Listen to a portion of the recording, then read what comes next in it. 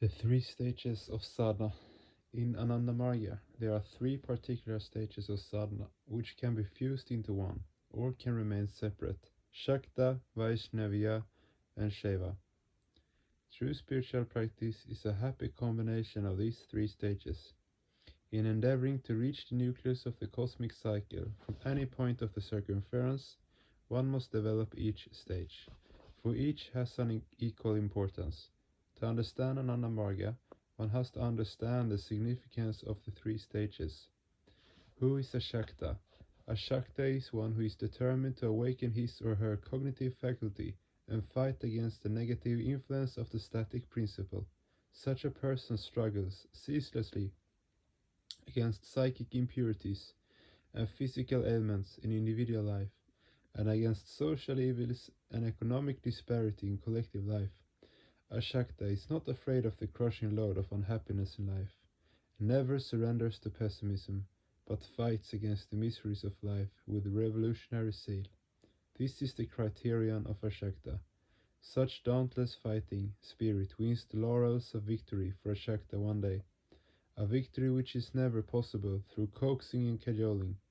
Of course, as a war strategy, there can be a temporary truce, but nothing more than that. In Indian mythology, there is a story about the Shakta Vaishnava or Vaishnavya and Shaiva mentalities. Perhaps you have heard that Shiva was first married to Sati or Dakshayani. Shiva was at the stage of the story like a soul in bondage. When Sati heard from Narada that King Daksha, her father, was staging a grand sacrificial ritual, she became determined to attend it. Shiva objected to her going and tried all he could to dissuade her, but in vain.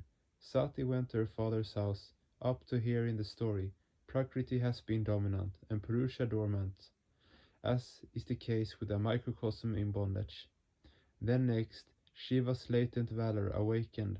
Totally absorbed in his own self, he placed the dead body of Sati on his shoulder and began to move throughout the universe. Everyone saw that the inert Prakriti had found her place on her shoulder of Purusha. This was the sadhana of Shiva. Shiva at this stage was the perfect Shakta, performing sadhana to attain victory over Prakriti. This is the first stage of sadhana, Shakti sadhana, to establish one's supremacy over Shakti or Prakriti. Then Prakriti undertook the practice of sadhana in order to make herself subservient to Shiva.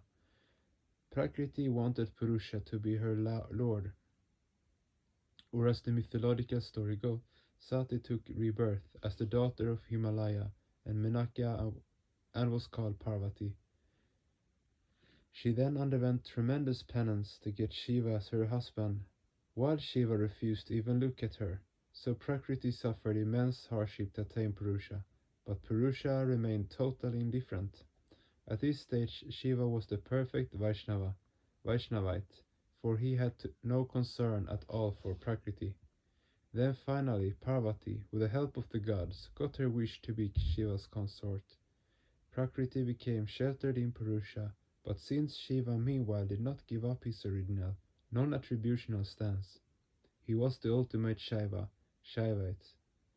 This beautiful allegory has immense educational value. To recapitulate, in the first stage of sadhana, one has to become a Shakta, in order to acquire adequate Shakti power.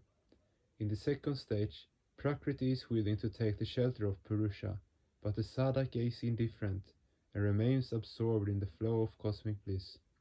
So this is Vaishnava sadhana, the endeavor to throw oneself into the current of cosmic bliss and float towards the supreme goal. And in the last stage, one practices Shaiva sadhana. In the Vaishnava stage, sadhakas remain totally unconcerned as to who is Purusha and who is Prakriti. Their only desire is to become one with Brahma in the flow of bliss. They do not make a hair-splitting analysis regarding fight or not fight, for they know they will remain absorbed in the cosmic flow of bliss for eternity. This is the true spirit of Vaishnava sadhana.